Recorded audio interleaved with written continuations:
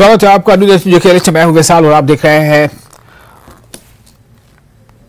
Bulletins. और सबसे पहले ब्रेकिंग न्यूज आपको दे दें। सबसे अहम खबर से आ रही है कि रोशनी घोटाला मामले में पेशरफ्त है। 6 आरोपियों के खिलाफ आरोप तय किए गए हैं। रोशनी घोटाला मामले में 6 आरोपियों के खिलाफ आरोप तय किए गए हैं। जम्मू कश्मीर के 3 IAS भी इसमें शामिल हैं। करोड़ों की जमीन ट्रांसफर का मामला है। 2015 में भ्रष्टाचार निवारक ब्यूरो ने इस मामले को दर्ज किया था। तो रोशनी एक्ट में एक बड़ी कार्रवाई सामने होती नजर आ रही है।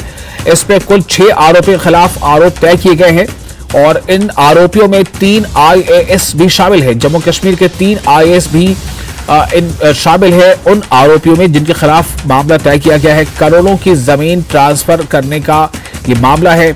2015 में भ्रष्टाचार निवारक ब्यूरो ने मामला दर्ज किया था। और शब्बीर हमारे साथ जुड़ चुके हैं ज्यादा जानकारी के साथ राज तौर पर। शब्बीर, ये बताएं आपके इसका ये जो अगला पड़ाव जो है ये 2015 में भ्रष्टाचार निवारक ब्यूरो जो है उसने मामला दर्ज किया था और अब 2023 यानी कि अच्छा खासा समय लगा है और अब जाकर 6 आरोपियों के खिलाफ आरोप तय हुए। तो ये अपने आप में कितना बड़ा अपने आप में ये एक स्टेज है इस मामले को लेकर। और जो नाम आ रहे हैं काफी चौंकाने वाले हैं। हालांकि नाम तो नहीं, बट ये पता है कि 3 IAS में शामिल हैं इसमें।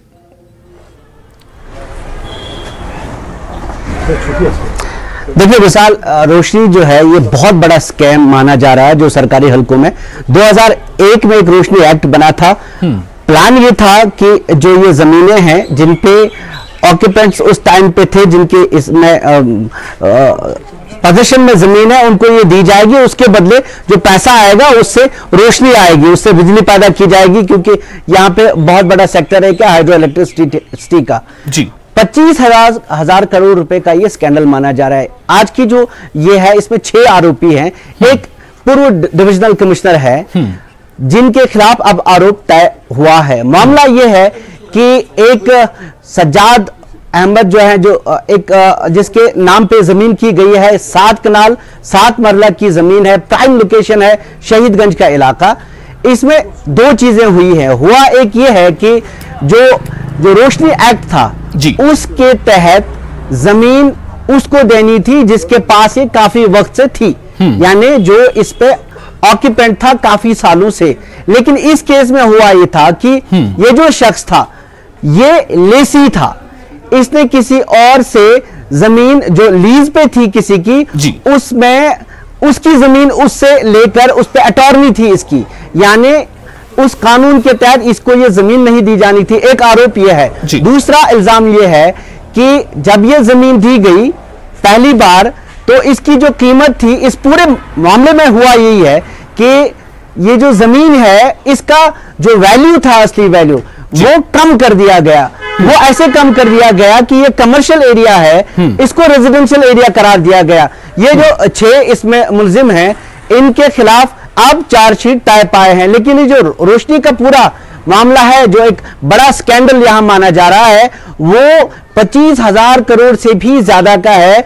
और इसमें हुआ यही है, अलग अलग तरीके से जो रेवेन्यू के ऑफिशियल शामिल रहे हैं और वो जो लोग जिन्होंने ये जमीनें वापस हासिल कर ली उस वक्त, उन्होंने या तो वैल्यू कम कराई, ऐसे कराई कि कमर्शियल वैल्यू को इन्होंने कमर्शियल जमीन को इन्होंने रेजिडेंशियल दिखाया। दूसरा तरीका यह है कि उन्होंने रिबेट ज्यादा हासिल किया। जो जमीनें करोड़ों में बिकनी चाहिए थी वो लाखों में बिकी और इस तरह एक्सचेकर का एक बहुत बड़ा नुकसान हुआ। और उस नुकसान के नतीजे में जो रोशनी आनी थी उसके बदले अंधेरा ही आया। और ये अभी अलग अलग केस इसके हैं जिन पे कार्रवाइयां हो रही है। और आज ये जो चार्जशीट फ्रेम हुआ है, जैसा आप बता रहे थे, ये एक बड़ी कामयाबी है, क्योंकि चार्जशीट पे ये बहुत कॉम्प्लेक्स केसेस होते हैं, इनको अलग अलग तरीके से मामला 2001 में जो रोशनी एक्ट आया था वहीं से ये शुरू हुआ। ये जो पहले इसको ये जमीन दी गई थी 2007 में, फिर 2004 में, फिर 2007 में। असल मामला 2 मामलों पे ये जो केस है, एक ये कि ये इसका लीगल ऑक्यूपेंट नहीं था। लीगल ऑक्यूपेंट मतलब उस वक्त ये जमीन काफी वक्त से, उसमें एक कानून तय पाया था, काफी वक्त से इसके पास नहीं थी। एक दूसरा ये लेसी था, जमीन किसी और शख्स के, दो अशखास के नाम पे थी, लीज उनके पास थी, और इसने बीच में ही एक तरीके से ये जो इल्जाम है कि इसने धोखा किया। दूसरा ये कि ये जो जमीन का वैल्यू है, जमीन का वैल्यू कम कर दिया गया, जिसमें ये रेवेन्यू ऑफिशियल्स भी शामिल है। हालांकि एक कमेटी इसमें ये थी जिसने ये तय, जब उनके पास आया था, खुर्शीद अहमद गनाई का नाम आता है, कि जब उनके पास ये केस आया था तो उन्होंने लिखा था कि ये कानून के हिसाब से नहीं है। उन्होंने गवर्नमेंट को लिखा था कि इस पे आप डिसीजन ले लीजिए, उन्होंने नहीं अलाउ किया था। लेकिन बाद में जो डिविजनल कमिश्नर आए, जो अभी यहाँ पे पहले मुल्जिम हैं बशारत अहमद धर, उनके खिलाफ अब ये चार्जशीट कर ली गई है और उनके साथ 5 और लोग हैं। जी विशाल, तो क्या इसमें शब्बीर, इसमें क्या कोई राजनीति से जुड़ा शख्स भी है जिसका कोई नाम हो उसमें?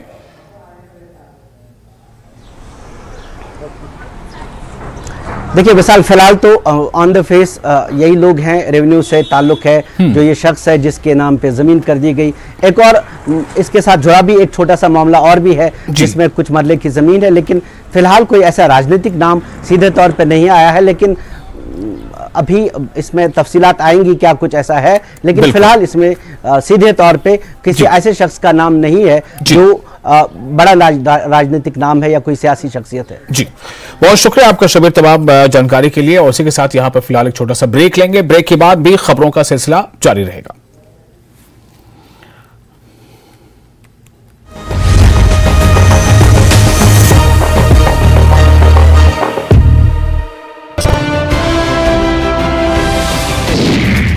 उधमपुर में मजदूर दस्तकार यूनियन ने बड़े पैमाने पर धरना प्रदर्शन किया। एलजी प्रशासन ने उनकी लंबित मांगों को पूरा करने की मांग को लेकर विश्वकर्मा मंदिर परिसर में प्रदर्शन किया।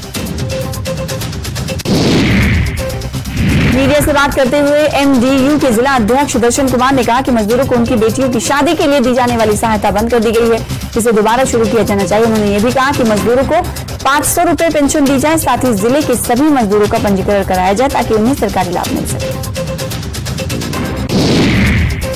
पुंछ के बफलियाज ब्लॉक में प्रधानमंत्री ग्रामीण सड़क योजना में मंजूर 6 किलोमीटर सड़क 4 वर्ष में भी नहीं बनाई जा सकी। 4 वर्ष में सिर्फ 2.5 किलोमीटर सड़क की कटाई हो सकी है। यही वजह है कि यहाँ के आधा दर्जन गांव के हजारों लोगों को परेशानियों का सामना है। बीबीसी सदस्य का आरोप है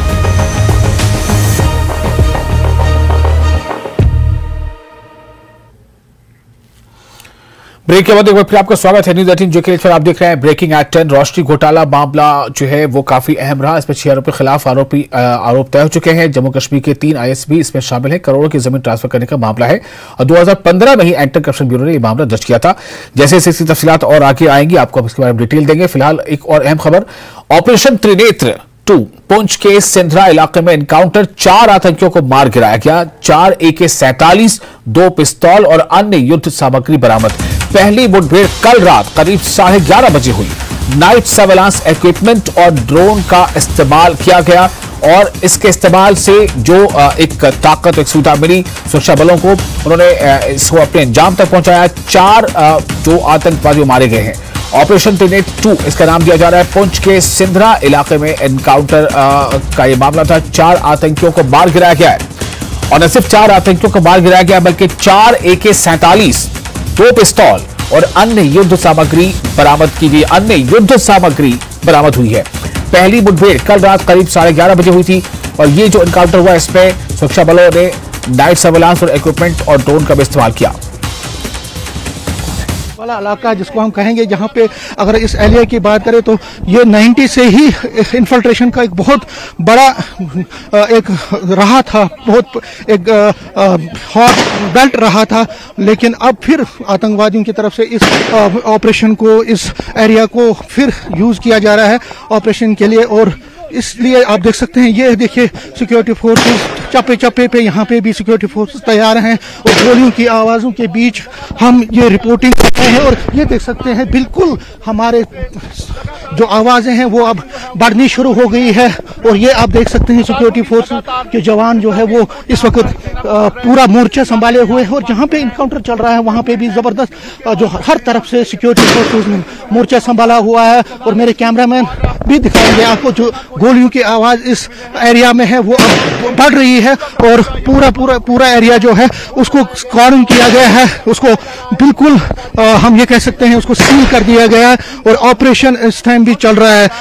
ये जो पुंछ में, अगर हम राजौरी पुंछ की एरिया की बात करें तो आपको याद ही होगी जब टांगरी में जब अटैक हुआ था तो उसके फौरन बाद जो आतंकवादी हैं उन्होंने यहाँ पे 5 हमारे जवानों को भी शहीद किया था मई के महीने में, और उसके बाद से लगातार आतंकवादियों का जो यहाँ पे उसके खिलाफ जो ऑपरेशन है वो लगातार चल रहा है। और ऑपरेशन को अब जो आतंकवादी जो यहाँ पे बचे हैं, चाहे यहाँ पुंछ में हो या राजौरी में हो, उनको खत्म करने के लिए ये ऑपरेशन चल रहा है। और आप मेरे कैमरामैन भी दिखाएंगे तो जो सिक्योरिटी फोर्सेस के जवान वहाँ यहाँ पे हर जगह पे हैं, उनको छीना गया। तो यहाँ पे जो इस वक्त फायरिंग है वो चल रही है और ऐसा लगता है कि जो ऑपरेशन है वो कुछ टाइम के बाद यहाँ पे खत्म होगा और जो जितने भी आतंकवादी यहाँ पे हैं उनको मार गिराया जाएगा।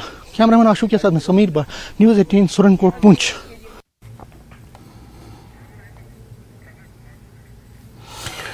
और इस वक्त समीर सीधे हमारे साथ जुड़ रहे हैं लाइव। समीर, काफी जो है वो क्या कहा जाए, बहुत जज्बाती भी है, रोमांचक भी है और बहुत ज्यादा इस बात पर खुशी भी होती है कि सुरक्षा में तैनात हमारे जो जवान हैं देश के अलग अलग हिस्से से, लेकिन वहां पर किस मुस्तैदी के साथ लगातार उन चुनौतियों का सामना कर रहे हैं, आंख में आंख मिलाकर कहा जा सकता है कि अपने वो जो है अपनी जान को खतरे में लेकर, लेकिन 4 आतंकवादियों को मार गिराया है। अब आपके पास क्या इंफॉर्मेशन मिल पा रही है? क्या जो ये एनकाउंटर था वो पूरी तरह से खत्म हो चुका है और अब ऐसी कोई गुंजाइश नहीं है कि कोई वहां पर आतंकवादी उस घने जंगल में छिपा हो?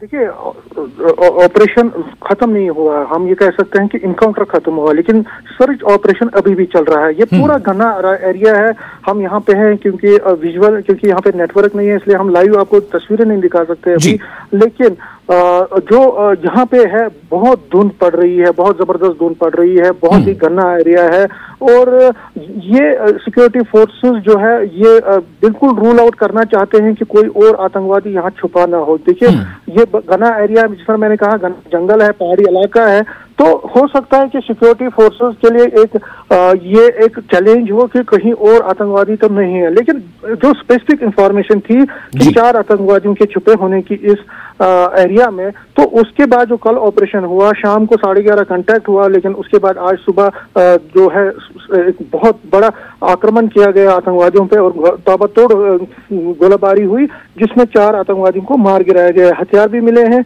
और अब तकरीबन 1 बजे कहा जा रहा है कि जो कमांडर्स हैं, चाहे वो जो कल ऑपरेशन हुआ था चकंदाबाग में, उसमें जो 2 आतंकवादी मारे गए हैं, वहां पे जो लीड कर रहे थे आर्मी के वो भी, और जो इस ऑपरेशन को जो कल शाम को ऑपरेशन हुआ है या आज सुबह जो कंप्लीट हुआ है, उस ऑपरेशन को जो लीड कर रहे थे कमांडर्स, उनकी ज्वाइंट प्रेस कॉन्फ्रेंस तकरीबन 1 बजे होने वाली है, जिसमें आर्म्स और एम्युनिशन को भी दिखाया जाएगा ऐसा लगता है और डिस्प्ले किया जाएगा। लेकिन अगर हम इस वक्त की भी बात करें तो सर्च ऑपरेशन बहुत ही बड़े पैमाने पे चल रहे हैं। जंगल के इलाके को चप्पे को मतलब उसका पूरा सर्च किया जा रहा है, छानबीन की जा रही है और ये सुनिश्चित किया जा रहा है कि कहीं और आतंकवादी कहीं छुपा तो नहीं है।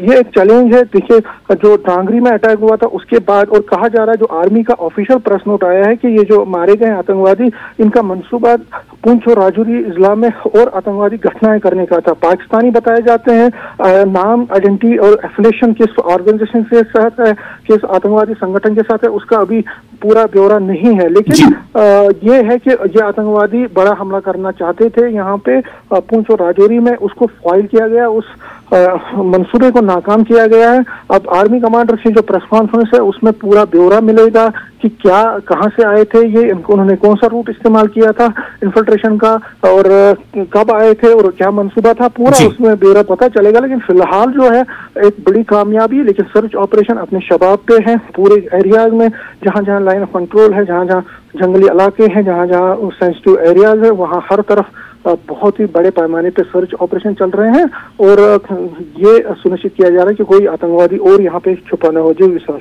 जी समीर, तो सवाल यहां पर अब ये भी है कि आपने बताया कि एनकाउंटर फिलहाल अभी वो रुक गया है या खत्म हो गया है, लेकिन ये ऑपरेशन जारी है, ये अपने आप में एक बड़ी बात है।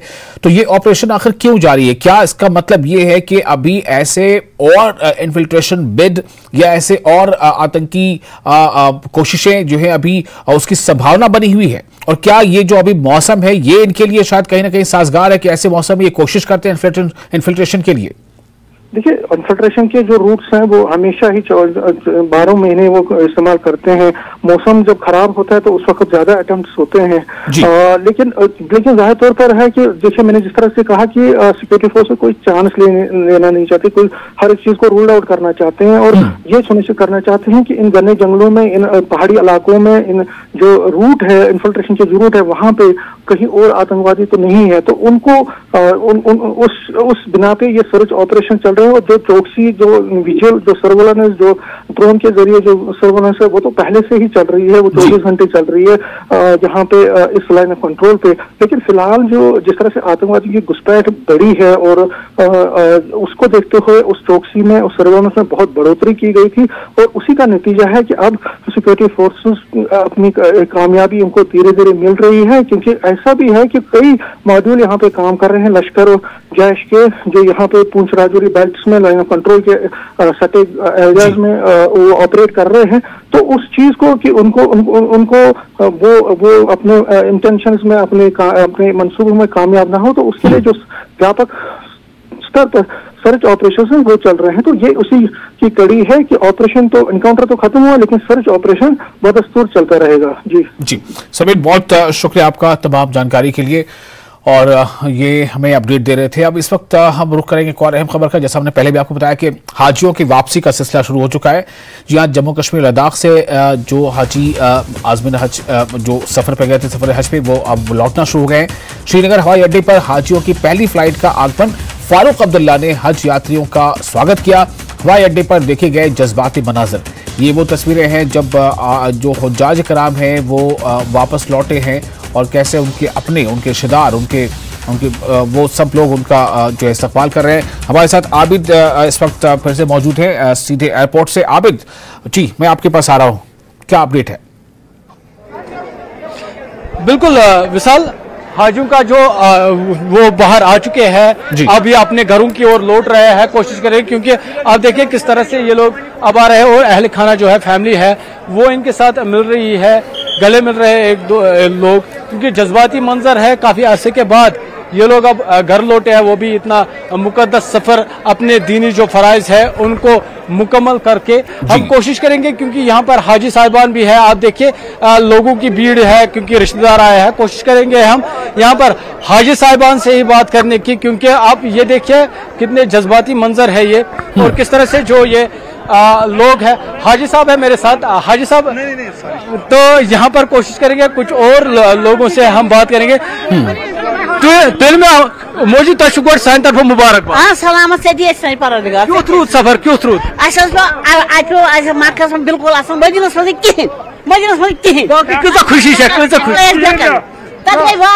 इंतजाम वो गवर्नमेंट न ये गवर्नमेंट न तकी गवर्नमेंट आज कोर तुम सफर हज मुकम्मल, हज बने तो खुशी कचा यह सदा खुशी कोर हज, आज गो हज खुदा कर कबूल, मगर यस फैसिलिटी का हज गई सो कहें न ये न तक बुझते। बिल्कुल, तो विशाल आपने देखा कश्मीर गवर्नमेंट सख्ती, तो ये लोग कुछ एतराज का इजहार कर रहे हैं। इससे पहले भी हमने कुछ हाजियों से बात की, हालांकि यहाँ पर मिला जुला रद्दमल देखने को मिल रहा है, क्योंकि कुछ हाजी साहिबान ऐसे हैं जो एतराज का इजहार कर रहे हैं। कोशिश करेंगे यहाँ पर कुछ और हाजी साहिबान हैं। मुझे आप अपना नाम बताइए। आप? वसीम मोहम्मद भट्ट। वसीम साहब, आपको पहले मुबारकबाद हज मुकम्मल करने का। मुझे बताइए कितनी खुशी है आज आप वापस लौटे हैं घर? खुशी तो बहुत है घर आने की, लेकिन एक बात मैं आपको बोलूं, जब हम यहाँ से गए हमारा सफर बहुत अच्छा रहा। अजीजिया में हमें बहुत अच्छा होटल भी अच्छी फैसिलिटी थी, लेकिन जब हम मदीना में आए वो 8 दिन हमने ऐसे गुजारे हैं, वो होटल जानवरों के लिए भी नहीं होनी चाहिए। बाकी खुशी कैसी है, क्योंकि मुकद्दस सफर आपने मुकम्मल किया? खुशी बहुत है, खुशी बहुत। क्या कुछ खुसूसी दुआ आपने की?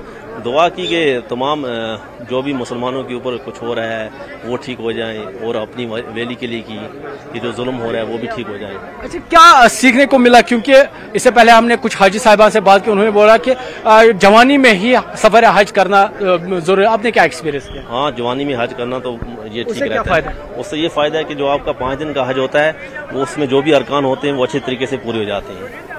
बिल्कुल। तो विशाल, ये क्योंकि आपने देखा मिला जुला रद्द-ए-अमल देखने को मिल रहा है, हालांकि उन्होंने सारा एतराज ही जताया था। हालांकि इन्होंने कहा कि मदीना में इनको कुछ परेशानी आई, लेकिन बहरहाल इससे पहले भी हमने बात की, आपने भी नाजरीन तक वो बातें पहुंचाई कि खुश थे ये हाजी, क्योंकि इनका कहना था कि आप देखिए ये मंजर है, यहाँ पर जज्बाती मनाजिर है। हज सब तशु साइन तरफ गोड मुबारकबाद हज को मुकम्मल सलामत मैं क्यों सफर रूद सफर रूद जान मगर मदीना पाकस में गवर्नमेंट का इंतजाम बाकी रूद ठीक पे बाकी इजाज मज असल बाकी क्यों रूद क्या हज बनो तुम वन कजा खुशी है खुशी रुकन इस्लाम गो मुकम्मल खुदा सिंद फजल से शुक्र रबस कुन खुश आज समख्यो तुम कूत खुशी बहुत ज्यादा खुशी है। I am too happy, I can't explain, because daughters are nothing without parents. बस इतना ही बोलो। तो हाजी साहब मुझे बताइए क्या कुछ खुसूसी दुआएं आपने की वहाँ? हमने कश्मीर के लिए किया, खुशी के लिए, अमन के लिए, अपने बच्चों के लिए, अपने लिए, आखिरत के लिए, सब उनके लिए दुआ किया। बिल्कुल, आपको फिर से हम मुबारकबाद दे रहे हैं। विशाल, आप देखिए कितने जज्बाती मनाजिर है यहाँ पर। एक बेटी अपने वालिद से मिल रही है और वालिद भी खुश है, क्योंकि एक रुकन है इस्लाम का वो उन्होंने आज मुकम्मल किया है, और आज अपना जो सफर है वो मुकम्मल करके वहाँ यहाँ वापस लौटे हैं। क्योंकि एक और हाजी साहिबान है या हाजी साहिब है यहाँ पर, कोशिश करेंगे इनसे भी बात करने की, क्योंकि आप देखिए मुझे तो तशुक्र साइन तरफ मुबारकबाद हज को मुकम्मल। क्या कुछ दुआ को रोता है सोरे असल को सोरे सारे को दह रुत अद क्या क्या दुआ मंगो दह सारे को सेहत गसन अर्जू गसन बोड़ चीज दवा सेहत बे गो रिजक रोजगार साई सबब कर प्रेत बी क्या यी दुआ मंगो। बाकी इंतजाम असल असल असल इंतजाम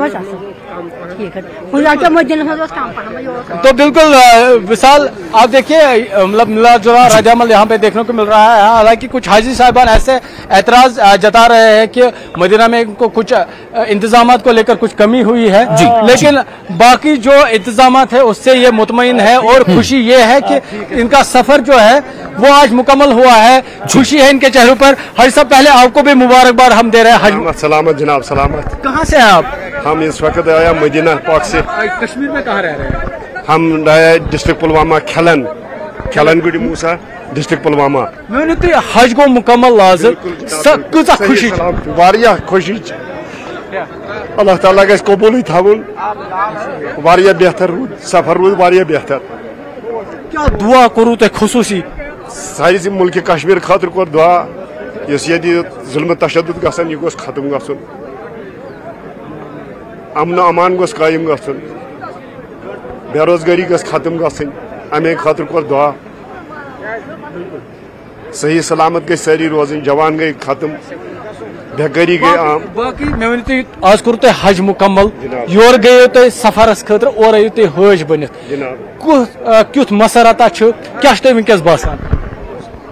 अल्लाह ताला को लछपत शुक्र कि अल्लाह ताला कोर हिदायत, यह बड़ खुशी कि हिदायत बनो।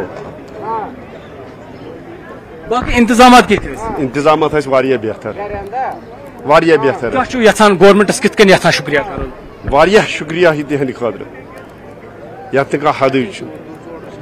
चलो तो एक लट सान तरफ तो मुबारकबाद। नाजरीन, विशाल आपने देखा कि ये इंतजाम से खुश है। हालांकि इससे पहले भी हमने जो हाजी साहिबान हैं उनसे बात की, दुआएं की है उन्होंने, खासकर अमन अमान खुशहाली की और जो बढ़ती बेरोजगारी है उसको लेकर इन्होंने दुआएं की है। हालांकि आपने देखा जज्बाती मंजर है, और खासकर जब एक बेटी अपने वालिद से मिली उसकी आंखों में आंसू थे, और जो वालिद बेटी से मिला उसके आंखों में आंसू थे, क्योंकि जज्बाती मंजर है। सफर 40 दिन के बाद ये अपनी फैमिली से मिल रहे हैं, और इतना क्योंकि सफर हज पर जाना काफी मुश्किल है, और जिस तरह के वो वहां पर रसूमात है या हम कहेंगे फराइज है, फराइज को अंजाम देना काफी मुश्किल होता है क्योंकि धूप भी ज्यादा होती है।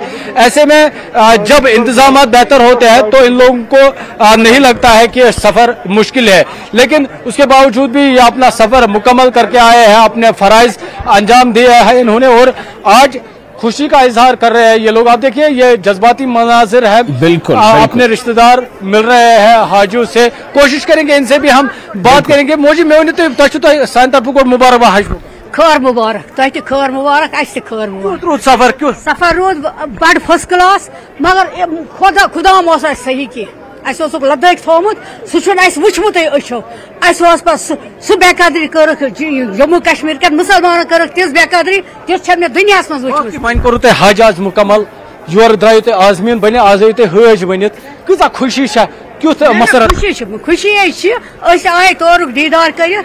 आबिद ये क्या तब्दीली महसूस कर रही है अब जबकि इनका हज मुकम्मल हो गया है, अपने खुद में ये क्या बदलाव महसूस कर रही हैं? अल्लाह ताला सह कोर कबूल क्या सफर तुल सह कोर अल्लाह ताला सह तम सह कबूल। अच्छा मे तुम वनकस क्या तब्दीली बासे तुम पान जाए क्या योर गए पे जाय पे वो पे बय बंद वो पे बच्चे वो अम रोह हज वारे वन बने वन किस तब्दीली बासान क्या सठा कर मुसलमान खतर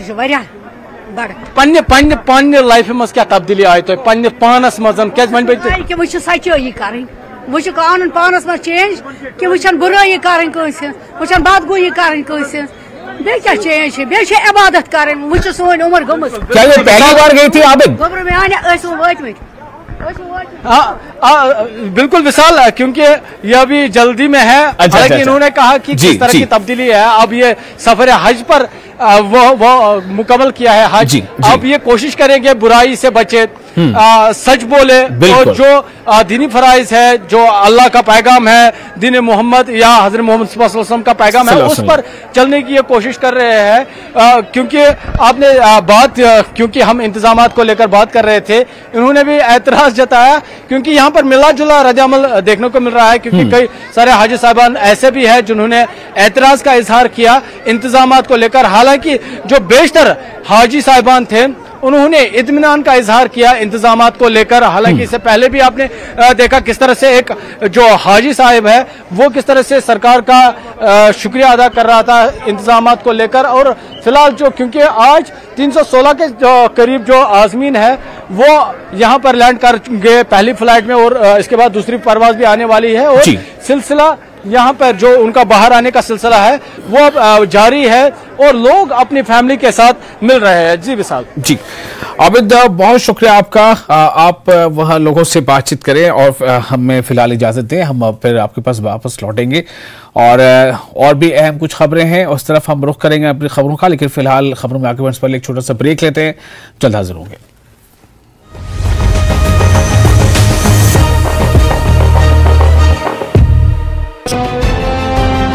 लोगों ने अपनी जान गंवाई है। उन्होंने कहा कि इतनी बड़ी समस्या है लेकिन किसी स्तर पर सुनवाई नहीं हो रही है।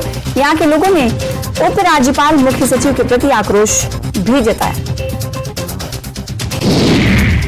शोपियां के उपायुक्त फजलुल हसीब ने मीडिया कर्मियों के साथ एक इंटरैक्टिव बैठक की। उन्होंने जिले के समग्र विकास में मीडिया बिरादरी की भूमिका की आवश्यकता व्यक्त की और उन्हें पूर्ण सहयोग का आश्वासन दिया। डीसी ने इस बात पर भी जोर दिया कि मीडिया उन मुद्दों पर ध्यान दिलाने में महत्वपूर्ण भूमिका निभाता है जिन पर अन्यथा किसी का ध्यान नहीं जाता।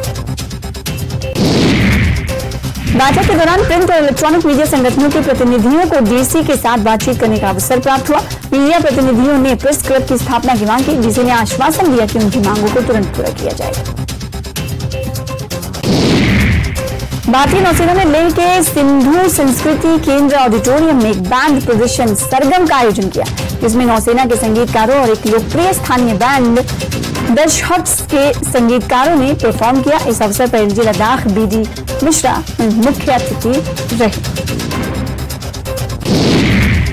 जम्मू कश्मीर में नगर पालिका चुनाव कराने की दिशा में एक और कदम बढ़ाया गया है। जम्मू कश्मीर के मुख्य निर्वाचन अधिकारी ने यूटी के वार्डों, परिषदों और नगर पालिका समितियों के लिए अधिकारियों और सहायक निर्वाचन अधिकारियों को नामित कर दिया है। क्राइम ब्रांच ने principal medical college Shashi Sudan के घर और दफ्तर पर एक साथ छापेमारी की। शशि सूदन के जन्म प्रमाण पत्र में कथित धोखाधड़ी के खिलाफ छापेमारी की गई। डीएसपी रैंक के अधिकारी के नेतृत्व में अपराध शाखा की टीम ने छापेमारी की। श्रीनगर के गोजवारा में स्मार्ट मीटर लगाए जाने के खिलाफ स्थानीय लोगों ने विरोध प्रदर्शन किया। लोग नाराज हैं। उनका कहना है कि ऐसा करके प्रशासन उनके ऊपर अधिक आर्थिक बोझ डाल देगी। भूमाफियाओं से अतिक्रमित पंडितों की संपत्ति को पुनः प्राप्त करने में जिला प्रशासन श्रीनगर को बड़ी कामयाबी मिली है। जिला प्रशासन ने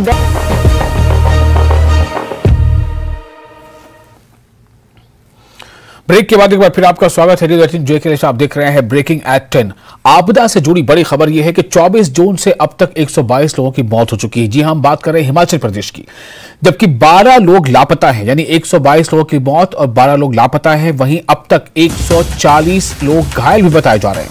490 घरों को नुकसान पहुंचा है, बल्कि नुकसान नहीं, वो तो ढह गए। 490 घर ढह गए हैं और 4146 घरों को आंशिक नुकसान पहुंचा है। प्रदेश भर में 133 दुकानें क्षतिग्रस्त हुई हैं।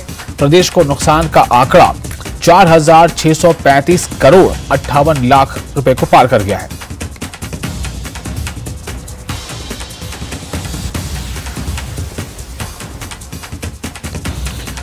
तो ये इस वक्त की बड़ी खबर है और जो अब तक का इसका आकलन किया जा रहा है उसके मुताबिक ये तमाम जो आंकड़े हैं वो सामने आए हैं।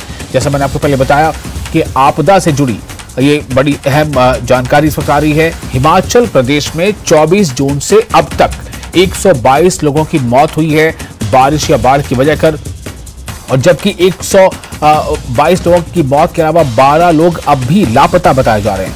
वहीं अब तक 140 लोगों के बारे में खबर है कि वो घायल हुए हैं। 490 घर ढह गए हैं। 4146 घरों को आंशिक नुकसान पहुंचा है। प्रदेश भर में 133 दुकानें क्षतिग्रस्त हुई हैं। प्रदेश को नुकसान का ये जो आंकड़ा है वो 4635 करोड़ को पार कर गया है।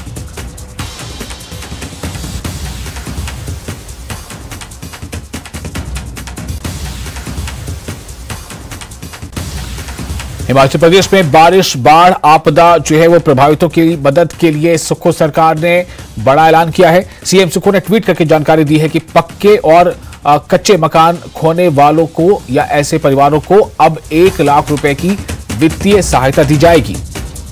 और साथ ही ये बताया कि इससे पहले ये राशि पक्के मकान पर 12,500 रुपए और कच्चे मकान पर 10,000 रुपए थी, जिसे बढ़ाकर अब 1 लाख रुपए कर दिया गया है। वहीं ढाबे और दुकानों में सामान के नुकसान के लिए वित्तीय सहायता को 10,000 रुपए से बढ़ाकर 1 लाख कर दिया गया है। इसके अलावा खेत को नुकसान, मवेशियों के नुकसान के लिए भी वित्तीय सहायता दिए जाने का ऐलान किया गया है। सीएम सुक्खू ने ट्वीट करके बताया है कि विशेष मानदंडों के तहत 7 जुलाई से 15 जुलाई 2023 के बीच आई बाढ़ या बादल फटने और भूस्खलन से प्रभावित परिवारों को वित्तीय सहायता प्रदान की जाएगी। तो इस वक्त हमारे साथ जुड़ चुके हैं हमारे सहयोगी राजेंद्र ज्यादा जानकारी के साथ। राजेंद्र, 2-3 चीजें हैं जो मैं आपसे जानना चाहूंगा। एक तो ये कि आपके पास जो भी अपडेट हो आप हमें बता दें। साथ ही साथ ये जो सहायता राशि जो बढ़ाई गई है, अब 10,000 या 12,500 से बढ़ाकर उसको 1 लाख किया गया है दुकान या मकान के लिए, उसके साथ एक बात जुड़ी है कि विशेष मानदंडों के तहत 7 जुलाई से 15 जुलाई 2023 के बीच आई बाढ़ या बादल फटने और भूस्खलन से जो लोग प्रभावित हुए हैं, ये विशेष मानदंड क्या है और किन किन मरहलों से गुजरना होगा, किस तरह का प्रूफ दिखाना पड़ेगा, कौन इसकी सत्यता की जांच करेगा और कब जाकर लोगों को ये सहायता राशि मिल पाएगी? राजेंद्र। विशाल, सहायता राशि मिलना शुरू हो गई है। मौके पर तहसीलदार जा रहे हैं, पटवारी जा रहे हैं, वो अपनी रिपोर्ट सबमिट कर रहे हैं। इसके बाद लोगों को कार्यालय बुलाया जा रहा है, प्रभावितों को कार्यालय बुलाया जा रहा है और वहां पर सहायता राशि दी जा रही है। जहां कुछ शक है या कुछ डाउट रह जाता है वहां थोड़ा डिले किया जा रहा है। लेकिन कुछ कल सैंज घाटी में जब हम गए थे तो वहां पर लोगों से बातचीत हुई तो उन्होंने कहा कि कुछ एक लोगों को सहायता राशि मिल चुकी है। तो अब यही समझा जा सकता है कि प्रोसेस ये शुरू हो चुका है और जो स्पेशल प्रोविजन किए गए हैं, अमेंडमेंट की गई है इस पर्टिकुलर टाइम पीरियड के लिए, उसके तहत 1 लाख रुपया और 55,000 रुपया, जिनके घर चले गए हैं उनको 1 लाख रुपया, घर डैमेज हो गए हैं पूरी तरह से उनको भी 1 लाख रुपया है। अगर दुधारू पशुओं की मौत हो जाती है या बह गए हैं इस पर्टिकुलर टाइम में तो उनको 55,000 रुपया। इस प्रकार से अमेंडमेंट किया गया है और इम्प्रूव किया गया है इस पर्टिकुलर टाइम पीरियड के लिए। अभी मंडी में हम मौजूद हैं और यहाँ पर बारिश लगभग शुरू हो गई है। जो हल्की हल्की बूंदाबांदी सुबह से हो रही थी वो अब तेज धीरे धीरे होती जा रही है। इसके अलावा मंडी से मनाली तक का जो NH है वो बंद रखा गया है मेंटेनेंस के लिए, क्योंकि जगह जगह पत्थर आ रहे हैं, भारी संख्या में मलबा है, तो उसको हटाने का काम आज किया जा रहा है और तेजी से काम हो इसीलिए NH को बंद कर दिया गया है। बाईपास कटौला होकर मंडी से कुल्लू के लिए वो सड़क खुली है, लेकिन वहां पर क्योंकि एक तरफा वो सड़क है, सिंगल लेन है, सिंगल वे है, वो संपर्क मार्ग वो पहले था, इसलिए उस छोटी सड़क है, सिंगल वे है। तो ऐसे में पहले एक तरफ से वाहन, कुल्लू से वाहन मंडी के लिए छोड़े जाएंगे, फिर जब वो खत्म हो जाएंगे फिर मंडी से कुल्लू के लिए छोड़े जाएंगे। तो जो टाइम पीरियड है वो 2 घंटे या 2 घंटे से अधिक इंतजार लोगों को वहां पर करना होगा। इससे अधिक का इंतजार भी करना पड़ सकता है, क्योंकि जिस प्रकार से वाहन ऊपर से आएंगे, क्योंकि जब हम गए थे मंडी से कुल्लू की तरफ को 6 दिन पहले तो उस वक्त भी यही प्रोविजन था, NH पूरी तरह से बंद था और हमें करीब 4.5 घंटे इंतजार करना पड़ा था ट्रैफिक जैम में, क्योंकि कुल्लू से मंडी तक के वाहन उस वक्त आ रहे थे। तो यही स्थिति कमोवेश वहां पर रहने वाली है, लेकिन वहां वो मार्ग भी तब तक खुला है जब तक वहां लैंडस्लाइड नहीं होता, क्योंकि पूरा ये लैंडस्लाइड प्रोन एरिया है और कभी बारिश अब मंडी में शुरू हो गई है तो ऐसे में कभी भी वहां पर भी लैंडस्लाइड हो सकता है। इसलिए जो जरूरी काम है वही लोग इस रास्ते से ट्रैवल करें तो बेहतर रहेगा। वहीं सड़कों की हालत पूरी प्रदेश में खराब है, 800 के करीब सड़कें बंद है, 4 NH बंद है, मंडी बनाली वाला NH बंद है। इसके अलावा अब हालांकि प्रशासन की मशीनरी डिप्लॉयड है तो खोल रहे हैं धीरे धीरे, लेकिन कभी भी NH कहीं भी बंद हो रहा है, सड़कें कभी भी कहीं भी बंद हो रही है। लेकिन इन पूरी घटनाओं में जो सबसे राहत की बात है वो यही है कि जो रिलीफ मैनुअल है उसमें थोड़ा इंप्रूवमेंट सरकार की तरफ से किया गया है। हालांकि जिनका करोड़ों का नुकसान हो गया है उनके लिए 1 लाख या 2 लाख ज्यादा मायने नहीं रखता है, लेकिन अभी गुजारे के लिए, क्योंकि हमें ऐसे लोग भी मिले इस पूरी त्रासदी में, ऐसे लोग भी मिले जिनका करोड़ों का नुकसान हो गया है। लोगों की 4 मंजिला भवन बह गए हैं, कमर्शियल कॉम्प्लेक्स बह गए हैं, तो उनका कितने का नुकसान हुआ गया सोचा जा सकता है और उनके लिए रिलीफ मैनुअल की तरफ से 1 लाख 2 लाख 5 लाख। लेकिन सबसे राहत की बात उन लोगों के लिए भी है जिनका कुछ भी नहीं बचा है, 1 रुपया भी जेब में नहीं बचा है, जो कपड़े तन पर पहने हुए वही उनके लिए बड़ी राहत है। और ये जो राशि बढ़ाई गई इससे कुछ तो उन्हें फायदा जरूर होगा। अब हो सकता है कि विशेष परिस्थितियों में विशेष सहायता भी मिल सकती है। बहुत शुक्रिया आपका राजेंद्र इस जानकारी के लिए। तो राजेंद्र हमें बता रहे थे कि किस तरह से वहां पर जो मानदंड है या इन मानदंडों के तहत किस तरह से क्या प्रक्रिया अपनाई जाएगी और कैसे लोगों को इसमें राहत पहुंचाने की कोशिशें बल्कि शुरू हो चुकी हैं। और इस वक्त एक ब्रेकिंग न्यूज आपको दे रहे हैं SIA की छापेमारी के ताल्लुक से। SIA की छापेमारी है, दक्षिण कश्मीर में कई जगहों पर छापे पड़े हैं। ये SIA की छापेमारी है, जम्मू कश्मीर से खबर दे रहे हैं आपको। SIA यानी special investigation state investigation agency, जी हाँ स्टेट इन्वेस्टिगेशन एजेंसी की छापेमारी चल रही है। दक्षिण कश्मीर में कई जगहों पर छापेमारी हो रही है। अनंतनाग, बिजबिहाड़ा और शोपिया में छापे पड़ रहे हैं। बैंक गार्ड की हत्या के मामले में छापे हैं। ये जो छापेमारी हो रही है ये बैंक गार्ड की हत्या के मामले में छापेमारी हो रही है।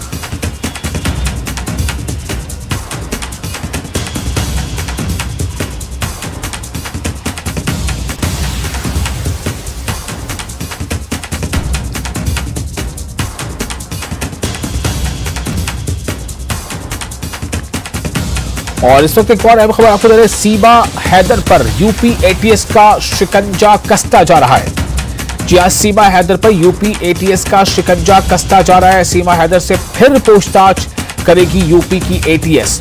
सीमा को अपने साथ ले गई है यूपी ATS। सीमा का हो सकता है पॉलीग्राफ टेस्ट। जी हाँ, इस वक्त खबर आ रही है सीमा का हो सकता है पॉलीग्राफ टेस्ट।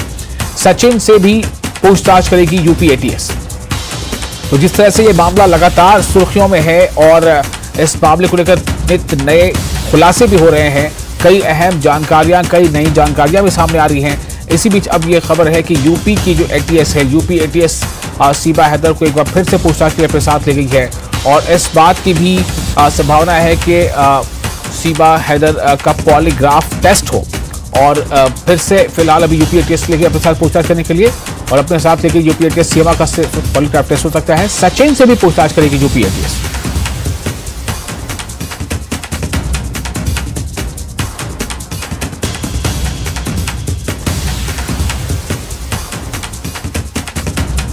और शिमला कालका रेल सेवा से जुड़ी यह खबर है, ट्रैक पर 6 अगस्त तक सभी ट्रेनें स्थगित हैं। शिमला कालका रेल सेवा के बारे में यह खबर, इस रूट पर सभी ट्रेनें 6 अगस्त के लिए स्थगित हैं। शिमला कालका हेरिटेज ट्रैक है बंद।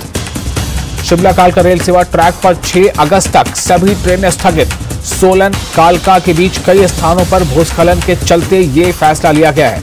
कई स्थानों पर पेड़ और पत्थर गिरने से ये ट्रैक प्रभावित हुआ है। 9 जुलाई से शिमला कालका हेरिटेज ट्रैक बंद है।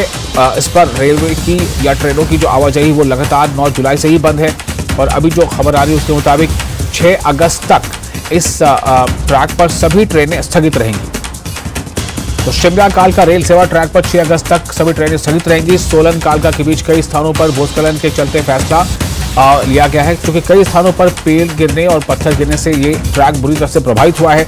9 जुलाई से शिमला कालका हेरिटेज ट्रैक बंद है और रेलों की आवाजाही इस पर लगातार बंद है।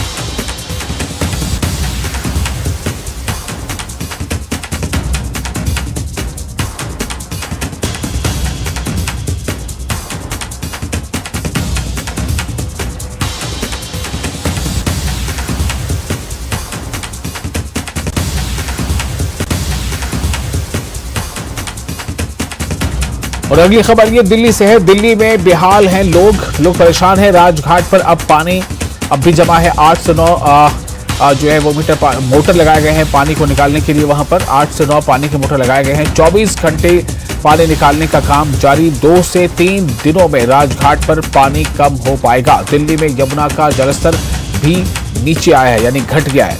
ये एक अच्छी खबर है।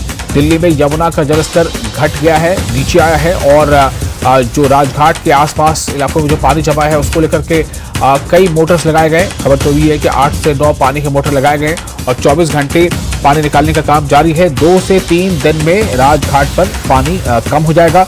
दिल्ली में जो यमुना नदी है उसका स्तर भी अब नीचे आ रहा है। ये एक अच्छी खबर है, रात की खबर है।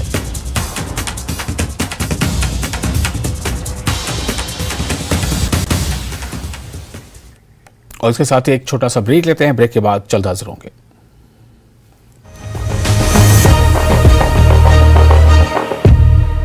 16 channels,